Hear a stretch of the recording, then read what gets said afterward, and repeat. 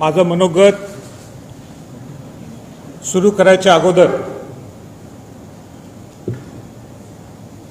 मी स्पष्टपणे सांगू इच्छितो, सकल मराठा समाजाच्या वतीनं मी बोलतोय। आम्ही कुठल्याही पक्षाच्या विरोधात किंबहुना कुठला राजकीय अजेंडा घेऊन अजिबात आलो नाहीये। आमचा सरळ आणि थेट एकच विषय की सकल मराठा समाजाला न्याय मिळाला पाहिजे। मी शिवाजी महाराजांचा आणि राजश्री छत्रपती शाहू महाराजांचा वंशज आहे आणि म्हणून आज पत्रकार परिषदेच्या माध्यमातून मी सांगू इच्छितो, जो महाराष्ट्र मी पिंजून काढत आहे आज नाही तर 2007 पासून, तो एकमेव आणि एकच कारण आहे की ज्या शिवाजी महाराजांनी स्वराज्य 18 पगड जातींचं केलं, ज्या राजश्री छत्रपती शाहू महाराजांनी बहुजन समाजाला पहिलं आरक्षण दिलं, ज्यामध्ये अनुसूचित जाती जमाती आणि ओबीसी होते, त्यामध्ये मराठा समाजाचा सुद्धा समावेश होता। आणि या मराठा समाजाला अन्याय आज होत आहे, त्यासाठी माझा लढा आहे। मला सांगायचंय की 1917ला राजश्री छत्रपती शाहू महाराज खामगावला गेले होते, विदर्भमध्ये मराठा शिक्षण परिषद होती त्यावेळी, केव्हा 1917ला। आणि शाहू महाराज त्या भाषणात काय बोलले त्याच्यावर मी बोलत नाही, पण एकच लाईन शाहू महाराज म्हटले की मी मराठ्यांचं नेतृत्व करत नाहीये, मी शेतकरी म्हणून आलोय, मी शिपाई गडी म्हणून आलोय आणि म्हणून या मराठा समाजाचं आज मी नेतृत्व करण्यासाठी तो उभा नाहीये, त्यांच्या वतीनं मी त्यांचा शिपाई आहे आणि शिपाई गडी म्हणून मी आज इथं तुमच्या समोर आलो। मला स्पष्ट सगळ्या बंधू भगिनींना सांगायचं आहे, मराठा समाजातल्या लोकांना, की जस्टिस गायकवाडांचा अहवाल हा अवैध ठरलाय, आपला कायदा हा रद्द झालाय, आपण एसीबीसी मध्ये मोडत नाहीत, आता आपण सामाजिक मागास राहिलो नाहीये, हे स्पष्टत्व आपल्याला समजायला पाहिजे। सर्वोच्च न्यायालयाने आपल्याला फॉरवर्ड क्लास, डॉमिनेटिंग क्लास असं संबोधलं गेलं।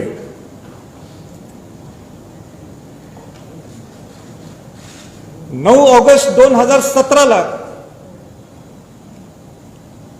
मी आझाद मैदानमध्ये स्टेजवर गेलो, ज्यावेळी मराठा समाजाच्या स्टेजवर कोण जात नाही त्यावेळी मला सांगण्यात आलं की तुम्ही जाणं गरजेचं आहे, कारण का तिथं अनेक गोष्टी होणार होत्या ज्याच्यात जाती विषमतामध्ये वाढ होणार होती, ज्याच्यात मराठा दलित, मराठा ओबीसी, हिंदू मुस्लिम वाद होणार होता। म्हणून मी नाइलाजाने त्या स्टेजवर गेलो आणि माझी नम्रता दाखवली आणि आजही मी त्या सगळ्या शिवभक्तांना मी हृदयापासून आभार व्यक्त करतो, कारण का ते सगळे माझं ऐकून परत गेले आपापल्या गावी। 50 लाख कमीत कमी लोक त्या आझाद मैदानावर आले। तशीच परिस्थिती परवा निर्माण झाली, सर्वोच्च न्यायालयाचा निर्णय हा तो सर्वोच्च निर्णय, आपण त्याला चॅलेंज करू शकत नाही, आम्ही दोघी झालो। पण त्यावेळी सुद्धा मी सामंजस्यपणाने भूमिका घेतली आणि एक शब्द वापरला की उद्रेक कुणी करायचा नाही, कोरोनाची महामारी हा फार मोठा योद्धा आपल्या समोर आहे, आपण जगलो तर आपण लढू शकतो। आणि म्हणून मी सामंजस्यपणाने भूमिका घेतली। अनेक लोकांना वाटलं की ही संभाजी छत्रपतींची ही मावळ भूमिका का, हिथं तर जोरात भूमिका घ्यायला पाहिजे होती सरकारच्या विरोधात। आणि म्हणून परत एकदा मला सांगायचंय की मी त्यावेळी छत्रपतीच्या घराण्यात माझा जन्म झाला म्हणून त्या पद्धतीने माझी भूमिका होती, पण हे भूमिका घेतल्यानंतर लगेच 1-2 दिवसात या पक्षातल्या त्या पक्षातल्या लोकांचे आरोप, ह्याचा आरोप वेगळा त्यांचा आरोप वेगळा, हा यांच्यावर बोट दाखवतो ते त्यांच्यावर बोट दाखवतो। सत्ताधारी म्हणतात की पूर्वीचा कायदा खराब होता म्हणून ही परिस्थिती निर्माण झाली, विरोधातले आता लोक म्हणतात की ह्यांनी बाजू बरोबर मांडली नाही म्हणून आमचं नुकसान झालं. आमच्या सगळ्या समाजातल्या लोकांना तुमच्या भांडणात काही घेणं देणं नाहीये. आम्हाला एकच घेणं देणं आहे, ते मराठा समाजाला तुम्ही न्याय मिळवून द्या. जो न्याय शिवाजी महाराजांनी मिळवून दिला, तो न्याय शाहू महाराजांनी मिळवून दिला, तो न्याय मिळवून आम्हाला द्या. बाकीचं आम्हाला काही घेणं देणं नाही. हीच भूमिका होती आमची. तुम्ही आजही लोकांना वेटीस धरू नका. तुम्ही खासदार आमदार मंत्री आहेत ना माझ्या सकट, आपण समाजाला काय देऊ शकतो. समाजाला वेटीस धरू नका. त्यांनी दाखवले त्यांच्या भावना आहेत 58 मोर्चेमध्ये. आणि कशाला लोकांना आणतात रस्त्यावर. ह्यांचा हाल करायचा हे सगळ्या समन्वयकांचा. मी तयार आहे, मी स्वतःला हाल करून गेला आणि बाकी या लोकांना काय हाल. खासदार आमदारांची जबाबदारी आहे. आणि म्हणून त्या दिवशी मी नाशिकमध्ये जी माझी भूमिका नाहीये, माझा मूळ स्वभाव नाहीये, मी आक्रमक होतो. अनेक लोकांना आवडलं, अनेक लोकांना म्हटलं हे काय असं चाललंय यांचं. आक्रमक हे मी माझ्यासाठी नव्हतो. मी अस्वस्थ झालो. हे सरकार आणि सरकारच्या बाहेर मधले लोक, विरोधातले लोक हे असे कसे वागायला लागलेत. समाजाला न्याय द्या, पर्याय द्या, ही माझी भूमिका होती. आणि म्हणून पूर्ण मी समाजातल्या सगळ्या लोकांनी ठरवलं की राजे मला म्हटले तुम्ही महाराष्ट्राचा दौरा करा, समजून घ्या. तिथं आम्ही गाडी अभ्यासकांना भेटलो, इतिहास आपल्या कायदे तज्ञांना भेटलो. पूर्ण महाराष्ट्र दौरा 3-4 दिवसात जेवढा होईल अजून मी करणार आहे. उद्या प्रकाश आंबेडकरांना सुद्धा भेटणार आहे. अनेक लोकांच्या सगळ्यांना भेटीगाठी सुरू केल्या, भावना समजून घेतल्या. इतके दुखी आहेत या प्रसंगी, इतके दुखी आहेत समाजातले लोक, अस्वस्थ आहेत. वेळ प्रसंगी कायदा सुद्धा हातात घेतील अशी परिस्थिती आहे. आज माझ्यामुळे हे सगळे शांत आहेत. मग मी त्यांना अशांतपूर त्यांना सांगू चला उतरा रस्त्यावर. ही भूमिका घ्यायची का मी. आम्हाला सुद्धा आक्रमक होते येते ना आक्रमक करायला. पण ही वेळ का किती वर्ष किती म्हणजे किती वर्ष आपण त्यांना लोकांना त्याचं यूज करायचं. मला सांगा हे जे मोठे 30% जे श्रीमंत वर्ग आहेत समाजातले मराठा समाजात ते येतात का रस्त्यावर. कोण नाही. हे 70%च गरीब माणूस येतो. ह्याच्या पुढे नाही चालणार आणि चालून देणार नाही. आम्ही कोणच चालून देणार नाही. म्हणून पर्याय काय ते द्यायला पाहिजे. आणि मी आपल्याला सांगतो, मी म्हटलं होतं त्यावेळी मी म्हणजे जे सगळे कायदे तज्ञ असतील आमच्या ते जे हुशार लोक असतील या सगळ्यांनी 3 पर्याय काढलेले आहेत. पण आमच्याकडं काय अशी काही यंत्रणा नाही आहे की फार कायदे तज्ञ आमच्याकडे. जेवढं शक्य मी ते केलेलं आहे. आता मुख्यमंत्र्यांची माझी ती चर्चा झालीच. तिथं अटॉर्नी जनरल कुंभकोणीशी बोललो, अशोकराज चव्हाण होते, सगळ्यांना सांगले हे 3 पर्याय. देवेंद्रजींना सकाळी बोललो पर्याय, त्यांना सुद्धा सांगले 3 पर्याय. आता कोण नाही म्हणतात मी बघतो. आणि त्यांनी मान्य केले. ते बंधूंना तुम्हाला मुद्दाम सांगायचं, मी मगाशी प्रेसला सांगितले, सगळ्यांनी ते पर्याय मान्य केले. सत्तेतल्या लोकांनी सुद्धा आणि जे विरोधी पक्षातले सुद्धा. मग मार्क माय वर्ड्स, जे मी सांगितलेत पर्याय ते त्यांनी मान्य केले आणि त्याच्यानंतर काही बदलले तर जबाबदार तेच असतील. तर मी पर्याय वाचून दाखवतो. तसं मी ऑफेंडच बोलतो पण शक्यतो वाचून दाखवतो. त्यांनी जस्टिस भोसलेंची समिती स्थापन केलेली आहे. 31 तारीख डेडलाईन त्यांनी दिलेली आहे. कारण का 4 तारखेला जर त्यांना रिव्ह्यू पिटिशन फाईल करायचं असेल तर 4 तारीख आहे. पण कोविडच्यामुळं ती तारीख पुढे गेलेली आहे. म्हणून मी त्यांना सांगितलं की गडबड करू नका. जे काही तुमचा रिपोर्ट आहे तर फुल प्रूफ. उद्या परत म्हणाल नको की हे राहिलं ते राहिलं. नेहमी मी सूचना देतोय, नेहमी सारखी कारण त्यांना सांगतो बाबा हे दुरुस्त करा. पण नाही ऐकलं तेवढं. आता मला कोणाची चुका काढायची नाही. आपला पर्याय काय त्याच्यावर आपण लक्ष केंद्रित करायचं. तर पहिला पर्याय हा म्हणजे तुम्ही रिव्ह्यू पिटिशन फाईल करायला पाहिजे. ती रिव्ह्यू पिटिशन फाईल करताना मी सांगितलं ती उगाच लोकांना दाखवण्यासाठी नको, फॉर्मॅलिटी म्हणून. फुल प्रूफ आम्हाला पाहिलं. रिव्ह्यू पिटिशन हा पहिला पर्याय राज्य सरकारचा आहे. हे राज्य सरकारचा पर्याय.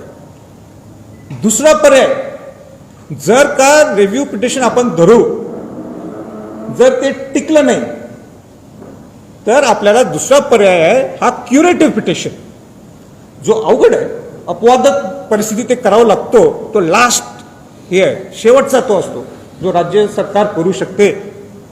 पण तिथं सुद्धा तयारी असल्याशिवाय तुम्ही पुढे जाऊ शकणार नाही. राज्याकडे हे दोनच पर्याय आहेत ह्या मिनिटाला. चौथा एक पर्याय आहे त्यांचा की मुला तिसरा, त्या तिसरा मी नंतर येतो. पण हे दोन पर्याय त्यांच्या हातातले. रिव्ह्यू पिटिशन, ते नाही टिकलं तर क्युरेटिव्ह पिटिशन.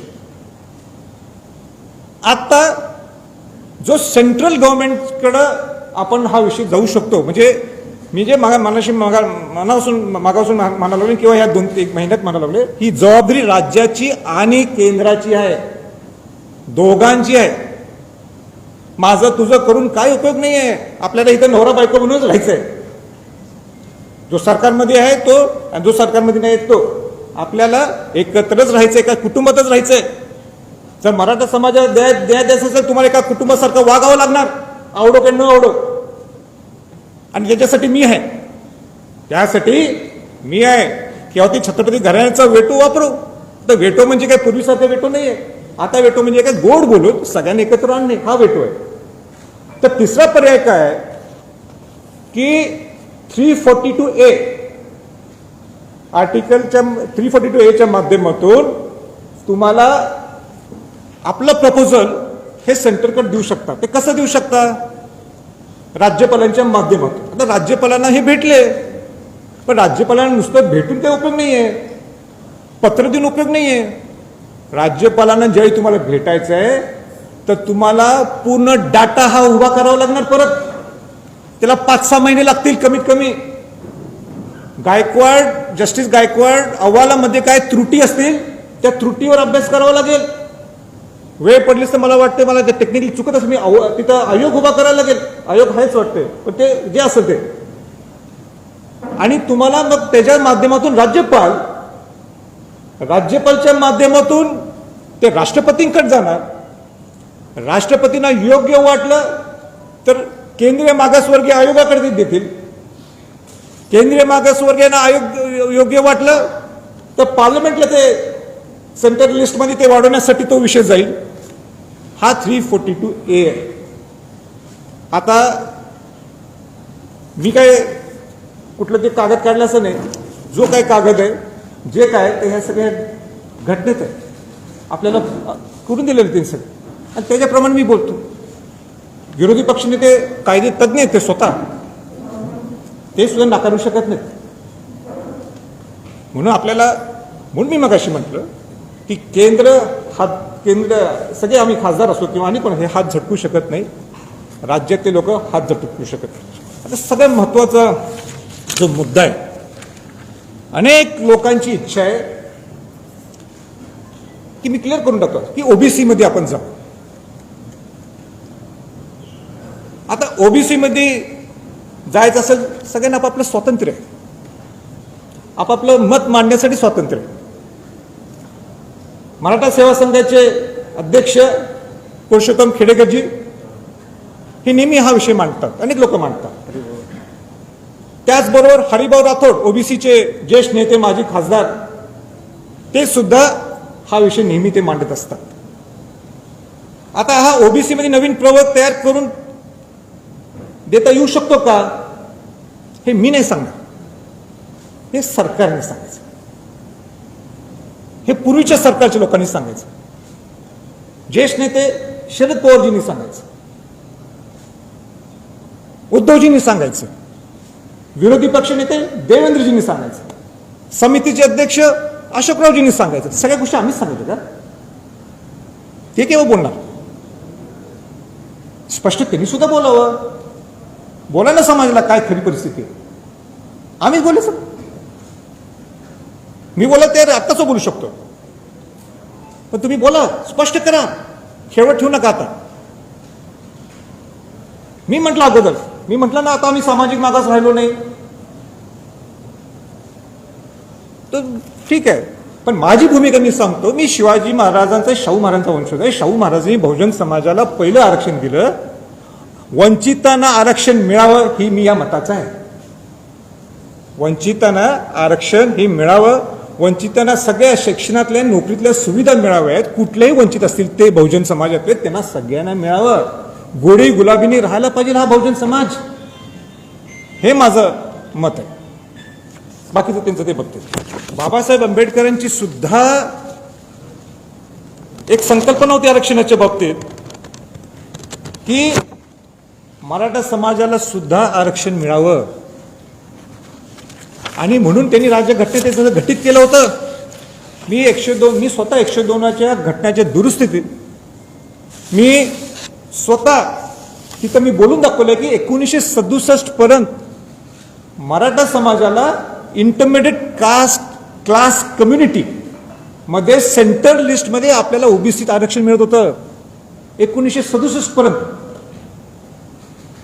68 नंतर ते का काढलं, का कालेकर समिती आली आणि मग बाकीच्या समित्याला अहवाल ते हे बाकीच्या जे आयोग आले, तर तो त्यांचा प्रश्न, मी काही बोलू शकत नाही. पण माझं भाषण आजही तुम्हाला युट्यूबवर पाहायला मिळेल. आरक्षणाच्या पुढे जाऊ आपण. मी मगाशी उद्धवजी ठाकरेंना बोललो, मुख्यमंत्र्यांच्या कानावर. मी काय कानावर घातलं, आज सरकार तुमचं आहे, बरोबर आहे ना. तुमचं सरकार असताना तुम्हाला थोड्या गोष्टी वर केंद्रात जायच्या नाहीत ना, मान्य आहे. जे तुमच्या हातातल्या त्या गोष्टी तर तुम्ही करू शकता ना. तर पहिली गोष्ट ही आहे, 5 गोष्टी मी काढल्या, अशी नाही तर उगाच 15ची लिस्ट मी काढली नाही, भरपूर आहेत आपल्या मागण्या. आपण 5 जणांची लिस्ट काढलेली आहे. कुठली लिस्ट काढली आहे?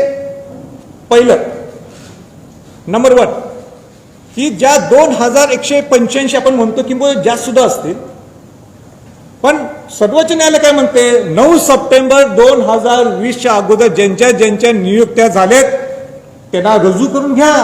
का थांबलाय? जस्टिस भोसलेंचा अहवाल ह्याचा त्याचा काय संबंध आहे? डायरेक्ट सर्वोच्च न्यायालयाने डायरेक्ट सूचना केल्यात, इन्स्ट्रक्शन दिलेत. Why wait? का थांबायचं? आपण देऊन टाका ना तुम्ही. 2185 आपण म्हणतो, पण माझं काय म्हणणं आहे, जे काय असतील 9 सप्टेंबर 2020च्या अगोदर देऊन टाका. का खेळ करताय समाजाच्या बरोबर? हो बिचारे लोक, म्हणजे आता काय सांगू, मी या दौऱ्यात मी बघितलं, लोक नुसतं असे रडत होते. एक तर म्हटलं मी एमफिल झालोय आणि मी आता आंब्याचा व्यवसाय करायला, आंब्याचा व्यवसाय म्हणजे ते हातगाडी घेऊन. कशाला डॉक्टरेट करायची? संपतील ना, आयुष्य संपायला लागले त्या लोकांचं. न्याय द्या या गरीब मराठ्यांच्यावर. दुसरा महत्वाचा मुद्दा, आणि तो माझा हृदयातला आहे आणि सगळ्या ह्या समाजाच्या हृदयातला आहे, तो म्हणजे सारथी.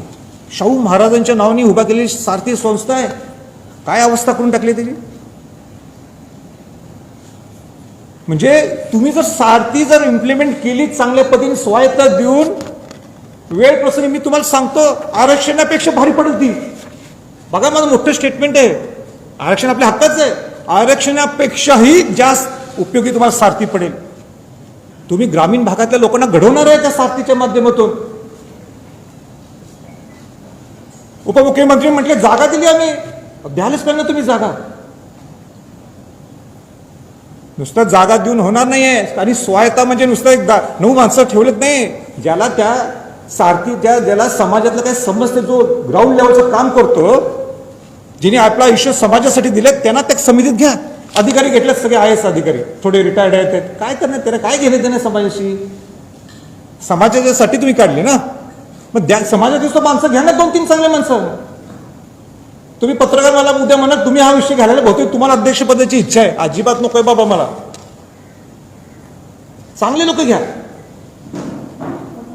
हा माझा आहे. सारथीसाठी कमीत कमी 1000 कोटी रुपये तुम्ही द्यायला पाहिजे. 1000 कोटी बनणार आता कोविडच्या माध्यमातून कुठं आणायचे पैसे? मान्य आहे, पण तुम्ही सँक्शन करा ना. आम्ही प्लॅन करतो 1000 कोटीत आम्ही स्टेज 1, 2, 3, 4 या वर्षात करू. 2 वर्षात 1000 कोटी द्या. मग पुढच्या 3ऱ्या वर्षी परत 1000 कोटी द्या. त्याचा आम्ही चांगला प्लॅन करू, मास्टर प्लॅन करू ना. तुम्ही आत्ताच 50 कोटी रुपये दिले, त्या 50 कोटीत काय प्लॅनिंग करायचं? म्हणजे आम्ही काय विजन ठेवायचं? खेळ करू नका. द्यायचं ना मनापासून, नाही तर बंदच करून टाकायचं. शाहू महाराजांचं नाव देऊ नका. कशाला शाहू महाराजांचं नाव ठेवायचं बघ? कशाला मला त्या कार्यक्रमाला अध्यक्ष म्हणून बोलवायचं? मग त्यावेळी ते सरकार असेल. खेळ नको, बस झालं. तिसरा महत्वाचा मुद्दा आहे अण्णासाहेब महामंडळ. अण्णासाहेब महामंडळ ज्याच्यातनं गरीब मराठ्यांना तुम्ही उद्योग उभा करून देऊ शकता. आज तुम्ही लिमिट दिले 10 लाख. काय होणार आहे 10 लाखात? त्यांचं 25 लाख करा. बरं, काय ती मार्ग काढायला पाहिजे? तिथं जो ज्यावेळी कर्ज काढायला जातो तो म्हणतो मॉर्गेज द्या. अहो, यांच्याकडे जमिनीच नाही, ही मॉर्गेज देणार कुठनं? कशाला मग 25 लाख करून उपयोग आहे? ह्याच्यासाठी समिती उभा करा. काय त्याचा अभ्यास व्हायला पाहिजे. म्हणजे किती बोलायचं मी थकलोय. म्हणून अण्णासाहेब पाटील महामंडळाचं सुद्धा परत त्याची उभारणी व्हायला पाहिजे, हे मी सुद्धा मुख्यमंत्र्यांच्या कानावर घातलेलं आहे. तिसरा, वसतिगृह तुमच्या हातातले. दर जिल्ह्यात वसतिगृह उभा करा ना. तुम्हाला या आरक्षणाच्या ह्याच्यासाठी 6 महिने लागतील, वर्ष लागेल, 1.5 वर्ष लागेल, माहित नाही. काय माहित नाही आपल्याला. 6 महिन्यानंतर म्हणणार लोक विसरले. पण हे तर तुमच्या हातात, हे द्या ना तुम्ही वसतिगृह. दर जिल्ह्यात एक वसतिगृह द्या. एक उदाहरण सांगायचं म्हणजे सोलापूरला वसतिगृह तुम्ही अलॉट केलंय. इथं आले सोलापूरचे सम्राट माऊली पवार, विचारा कुठे आहेत का? इथं आले, हात वर करा. कोणा? हा, त्यांना विचारा. अलॉट केले पण इश्यूज नाही केलं. हे काय चाललंय? एक मराठा समाजासाठी एक वेगळी समिती स्थापन करा ना. आमच्यासारखे लोक घ्या त्याच्यात, आम्ही सहकार्य करू तुम्हाला. आणि सगळ्यात महत्वाचा त्या 4 मधला 5वा मुद्दा, तो म्हणजे मला सांगा, एक 30% आमच्या श्रीमंत लोक सोडून द्या, 70% गरीब मराठा समाज आहे का नाही? त्या बिचारांची चूक काय? त्या बहुजन समाजातल्या लोकांना इतर तुम्ही सवलती देता.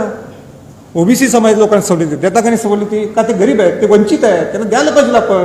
मी त्याच्या फॉर आहे, मी शाहूंचा वंश द्यायलाच लावणार. मी त्यांच्यावर अन्याय होऊन देणार नाही. पण मराठा समाज सुद्धा या बहुजनाचा एक घटक आहे.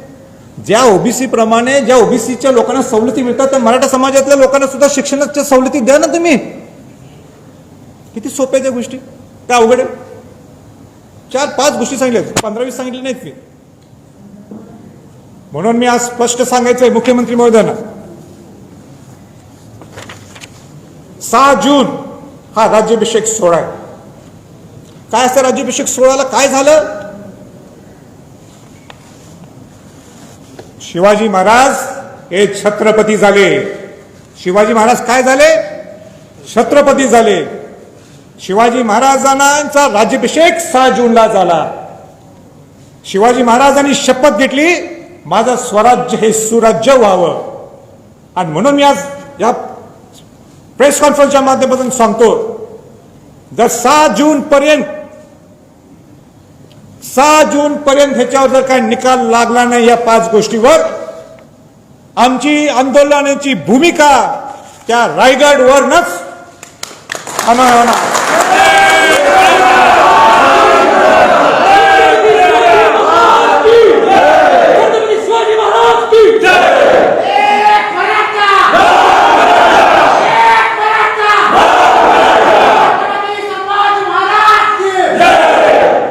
शिवाजी महाराज इथं असले असते, राज्याभिषेक सोहळा असला असता, राजसदरवर शिवाजी महाराज असले असते या मिनिटाला, तर शिवाजी महाराजांनी आपल्या मावळ्यांना असं टाकलं असतं का? म्हणून या 7 जूनच्या अगोदर जर तुम्ही आम्हाला बोलवलं नाही आणि तुम्हाला कॉन्क्रीट पद्धतीने तुम्ही आम्हाला सांगितलं ना आम्हाला हे करायचंय, तर मी सुद्धा सांगतो आम्ही कोविड नंतर बघणार नाही. मी स्वतः 5 मेला मी मोठा 5 जूनला नाही 5 मेला त्यावेळी हा निकाल लागला, मी सगळ्यांना शांत ठेवलं. नाही तर महाराष्ट्र पेटला असता परत. या सगळ्यांचे मला फोन आले होते, काय करत राजे सांगा ठोक पुऱ्या. हे म्हटलं अजिबात नाही, सगळ्यांना शांत केलं. आम्ही किती शांत बसायचो. म्हणून माझं परत एकदा सांगायचं मुख्यमंत्र्यांना, या तुम्ही गोष्टीचे लवकरच्या लवकर ह्याला मार्गी लावा, नाही तर मग कोविड असला काय असला मी काही मागं पुढे बघणार नाही. संभाजी छत्रपती इन लीड असणार पुढं, आम्ही सगळेजण असू तिथं, मग माघार नाही. मी आजही सांगतो, आम्हाला समाजाला वेटीस धरायचं नाहीये, आम्हाला लोकांना समाजाच्या लोकांना घेऊन रस्त्यावर उतरायचं नाहीये. उतरणार सुद्धा 6 तारखेला तर समाजातल्या लोकांना घेऊन नाही, या सगळ्या आमदार खासदारांना घेऊन उतरणार. कोणी नाही उतरायचं, मी सुद्धा उतरणार, माझी सुद्धा जबाबदारी आहे, माझं सुद्धा कर्तव्य आहे. घेतोय ना मी, लोक राज्यसभेतनं पगार घेतोय ना मी, लोकांचा प्रतिनिधी आहे मी, माझी जबाबदारी आहे ती. तुम्हाला मतदान केलंय सगळ्या लोकांनी, आणि म्हणून आता लोकांची जबाबदारी नाहीये, या सगळ्या खासदार आमदार सगळ्या मंत्र्यांची जबाबदारी आहे. आणि ते सगळे ओबीसीतले असतील, एससी असतील, एसटी असतील, मराठा असतील, सगळे खासदार आणि आमदार, मला वाटतं 543 काहीतरी आहे आकडा, मला नाही करेक्ट माहित नाही. सगळे राज्यसभा, लोकसभा, विधानसभा, विधान परिषद सगळेजण तुम्ही या. मी सगळ्या खासदार आमदारांना मनापासून स्वागत करेन, मनापासून त्यांचा आदर करेन, पण मनापासून यायला पाहिजे, पत्र देऊन नुसतं चालणार नाही. दुसरी माझी मागणी आहे की 2 दिवसाचं कमीत कमी इथं अधिवेशन व्हायला पाहिजे, मराठा समाजावर चर्चा व्हायला पाहिजे. आणि अधिवेशन कशासाठी? हा चुकला की तो चुकला नाही, समाजासाठी तुम्ही काय करणार ह्याच्यासाठी अधिवेशन. आम्ही वर बसतो गॅलरीत, कोण आमदार म्हणा लागला हा चुकलाय तो चुकलाय, ह्याची हे म्हणजे सत्तेतला हा माणूस चुकलाय, हा विरोधातला हा चुकलाय, हे असलं तर आम्ही वरनं चालून देणार नाही. आम्हाला पर्याय सांगा, आम्ही तुम्ही समाजासाठी काय करणार आहे? काहीतरी करा ना, काहीतरी आता वेळ आली आहे. नाही तर सांगू नका या समाजाचं आम्हाला मतदानच नकोय, हे समाजच नको आहे, मराठा समाज म्हणजे असंच आहे म्हणून टाका मग, धाडस असली तर मग बघतो आम्ही काय. आणि दुसरं माझं एक सगळ्या खासदारांना आव्हान आहे,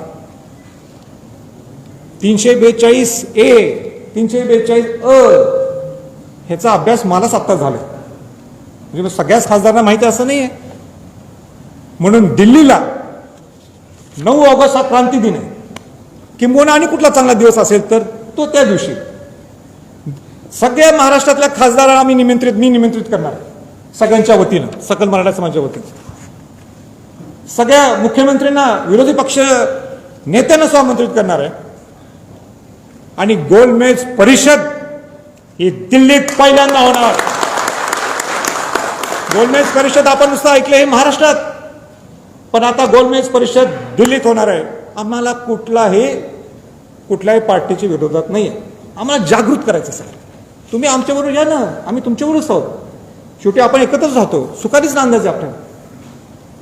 पण आम्हाला मराठा समाजात तुच्छ लिखू नका, नुसतं पत्र देऊन होणार नाही. आता वेळ आली आहे प्लॅन ऑफ ऍक्शन व्हायला पाहिजे. मला वाटते सगळं मी भरपूर बोललोय, पण मला फार चिंतित आहे, मी फार डिस्टर्ब आहे.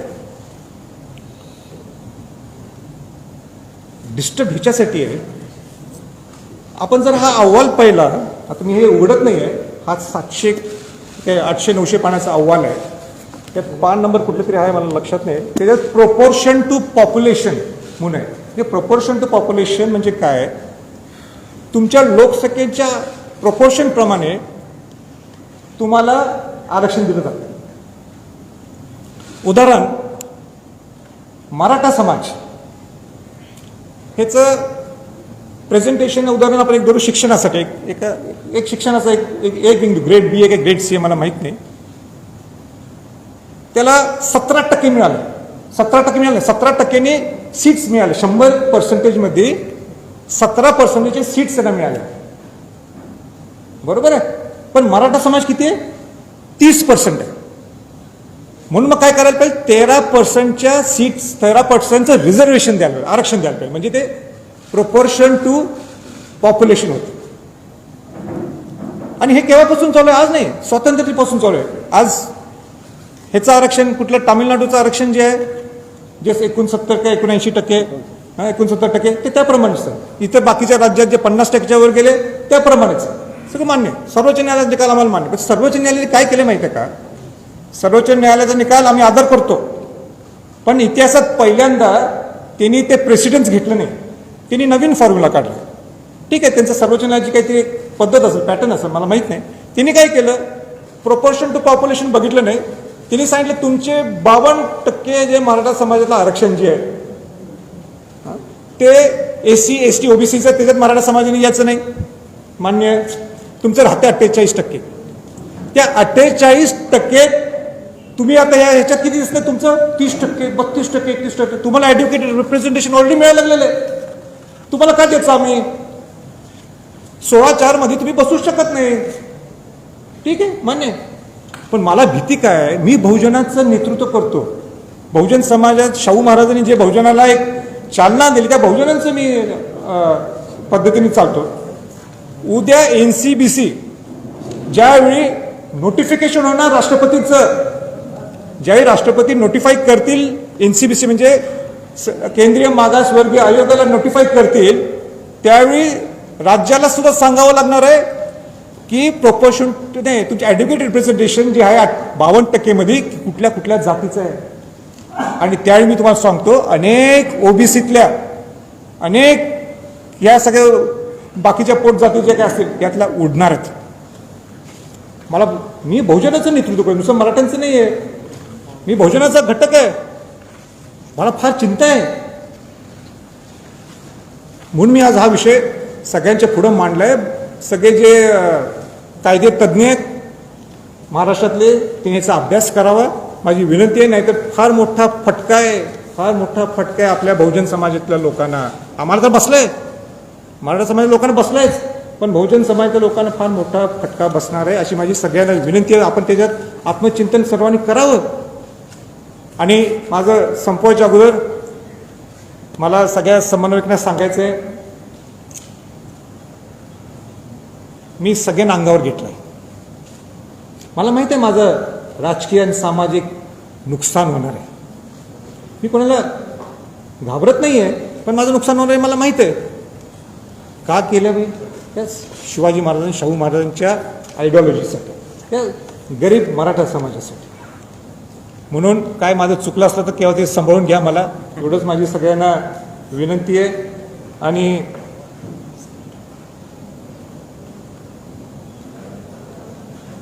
आणि माझा दौरा मी विसरलो मगाशी मुद्दा.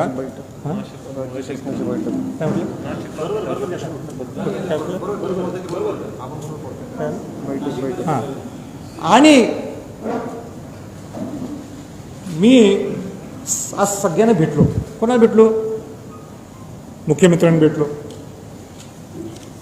विरोधी पक्षनेत्यांना भेटलो, पवार साहेबांना भेटलो, राज ठाकरेंना भेटलो, बाळासाहेब थोरातांना भेटलो, आपले अशोकराव चव्हाणांना भेटलो, उद्या प्रकाश आंबेडकरांना भेटणार आहेत. हे कशासाठी? कोणासाठी?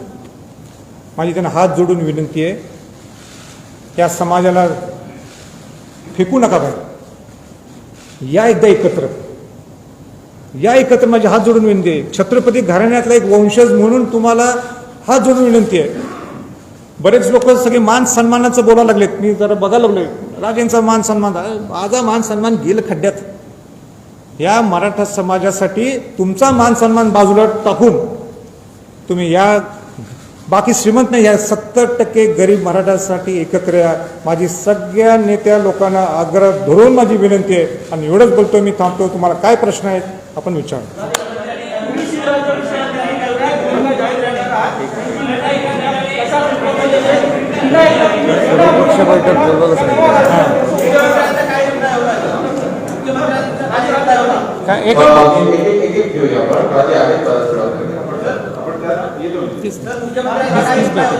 मुख्यमंत्र्यांनी बोलून सगळ्यांनी आपण मागणी केली. आणि एक मिनिट, मी मगाशी ते एक विषय राहिला. लवकरच्या लवकर मी जे बोललो होतो त्याला जोडून एक वाक्य राहिलं की मुख्यमंत्र्यांनी सगळ्या प्रमुख नेत्यांना पत्र पाठवा ताबडतोब, आणि तुम्ही एक लवकरच्या लवकर सर्व पक्षीय बैठक बोलवा. आम्हाला तिथं बोलवा आणि आमचे सगळे विषय सांगा. तुम्ही शिवराज्याभिषेक दिली निर्णायक भूमिका जाहीर करण्याचा म्हटलं आहे. ही निर्णायक भूमिका पुन्हा एकदा जन आंदोलन स्वरूपात असेल का नवा राजकीय पक्ष सुरू करणार किंवा करणार? तुमचे दोन वेगळे प्रश्न आहेत.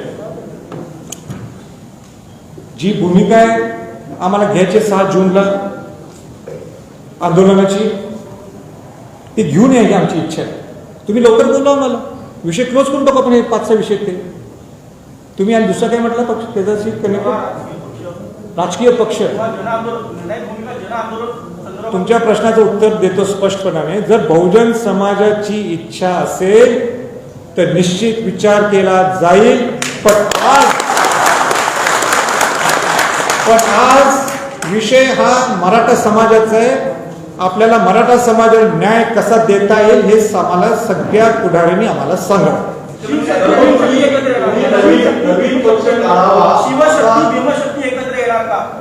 नाही नाही, ते पूर्वीपासून आहे. शाहू महाराज आणि बाबासाहेब आंबेडकर सगळे जीवाचे संबंध होते आणि म्हणून मी त्यांना भेटणार आहे. त्यांच्यासोबत सहकार्य आपल्याला लागणार आहे ना.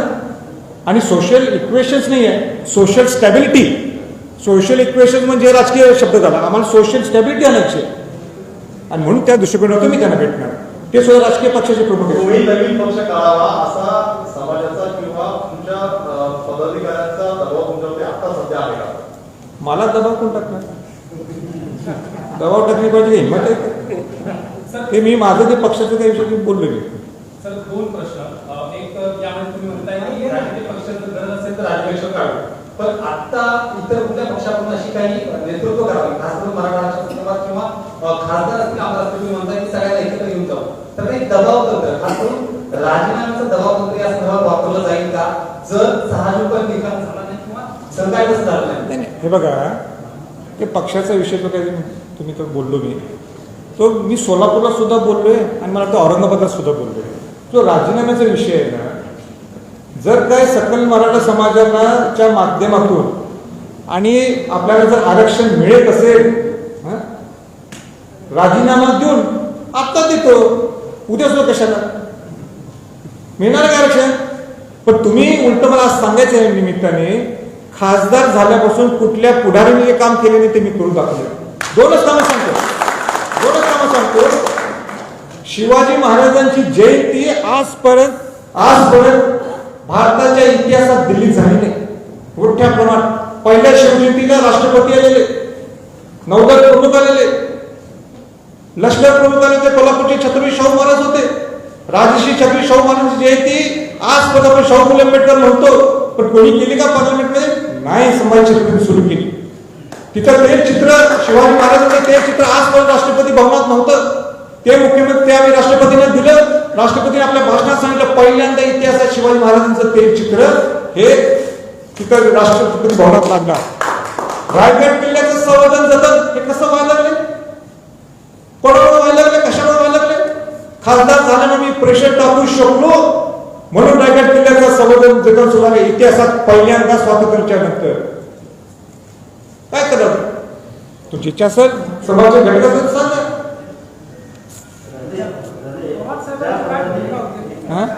काय पवार साहेबांची माझी सविस्तर चर्चा झाली. त्यांना सुद्धा सांगितलं, त्यांना सुद्धा हे 2-3 मुद्दे पटलेले, ते सुद्धा या लाईनीत जाणार आहेत. पण नुसतं पटणं हा भाग वेगळा आहे. ज्यावेळी मुख्यमंत्री उद्धवजी ठाकरे ते क्रॉस पार्टी मीटिंग बोलवतील त्यावेळी पवार साहेबांनी सुद्धा त्या मिटिंगला यायला पाहिलंय. हे माझं आग्रहाचं निमंत्रण त्यांना आहे असं मी त्यांना कालच सूचित केलं. या प्रश्नावर सर्वांनी एकत्र यावर तुमची इच्छा आहे. सध्या राज्याचे राजकारण सुरू आहे. सत्ताधाऱ्यांनी तुम्ही संयम ठेवायची अपेक्षा असताना विरोधकांनी तुम्हाला हिंसेचा पाठिंबा दिलेला आहे आणि म्हणूनच पुढे ना पुढे या प्रश्नावर सत्ताधारी एकत्र येण्याची या भूमिकेची नाही. मला ते काय त्यांचं काय माहित नाही, पण त्या मराठा समाजासाठी एकत्र आणण्यासाठी ही माझी जबाबदारी. नाही आलं तर मग आम्हाला सुद्धा काय करायचं आम्ही ठरवलं.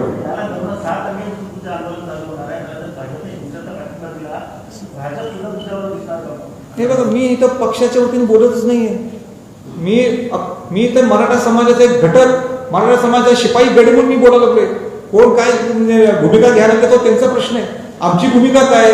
सकल मराठा समाजाला न्याय मिळाला पाहिजे. बस. ज्या गायकवाड कमिशनच्या आधारावर मराठा समाजाला आरक्षण मिळालं होतं ते गायकवाड सर्वोच्च न्यायालयाने नाकारले. त्यामुळे ते कमिशन तयार करण्यासाठी त्यावेळेला कुठेतरी कमी पडलं होतं का ते कमिशन व्यवस्थित सर्वोच्च न्यायालयात मांडण्यासंदर्भात ते नाही आता कमी होईल. आवाजाचं फार हे झालं मला ऐकून घे. मराठा समाजाला आरक्षण मिळालं ते कमिशन भाजप सरकारमधून तयार केलं. भाजप सरकार आता तयार झालं होतं. मात्र सर्वोच्च न्यायालयामध्ये ज्यावेळेस कमिशन नाकारण्यात आलं त्यावेळेस महाविकास आघाडी सरकार होतं. दोन्ही सरकार कुठे कमी नाही नाही म्हणूनच मी म्हटलं नाही आता कोण चुकलंय त्यावर विषय काढण्यापेक्षा ह्या सगळ्यांनी एकत्र बोलू ना. आणि तुम्ही मार्ग काय काढणार आहे, पर्याय काय काढणार आहे, या मी जे 3 पर्याय सांगितले ह्याच्यापेक्षा आणि काय पर्याय आहेत ना, बसून देतं सगळे एकत्र. मी आणणार ना सगळ्यांनी एकत्र.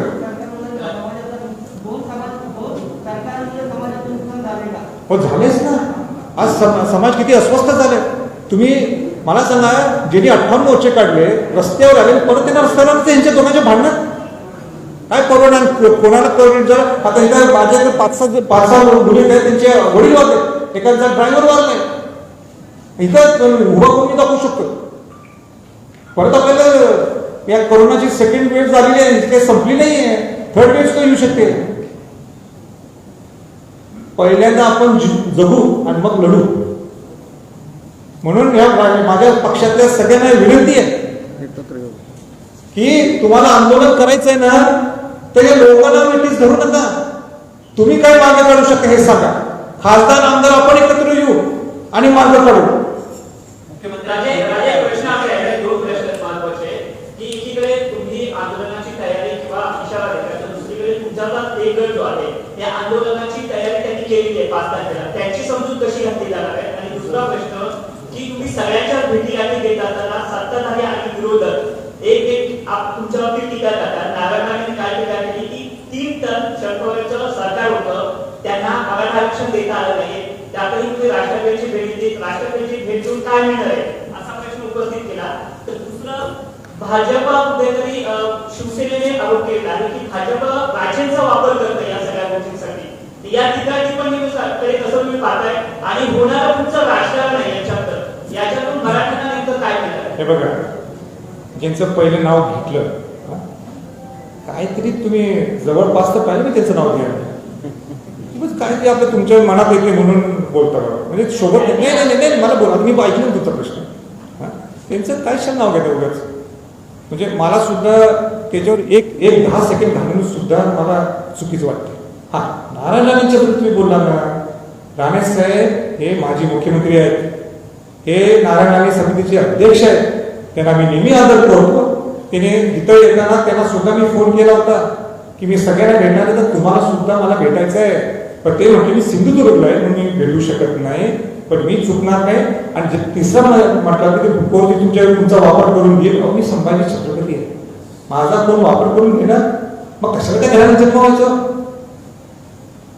कशाला जन्म घ्यायचं त्या घरात? काहीतरी ज्या घरात जन्म घेतला काहीतरी स्वाभिमान आहे ना आमचा. आणि कोण त्या दिवशी घेईल ना तुम्ही मला सांगा, मग मी तुम्हाला करतो. अरे बाबा सोडून द्या ना विषय. त्याचं स्वातंत्र्य आहे, करून दे, मारून देत होतं ना. मग विचारू द्या तुम्ही, मला कशाला विचारतो? मी त्यांचं हे घेतलंय काय PR घेतलंय, पण मला काय विचारतात? कितीदा ऐकायचं तेच सर्व प्रश्न. एवढं मी ऐकलं तर निघाल बरोबर. हा,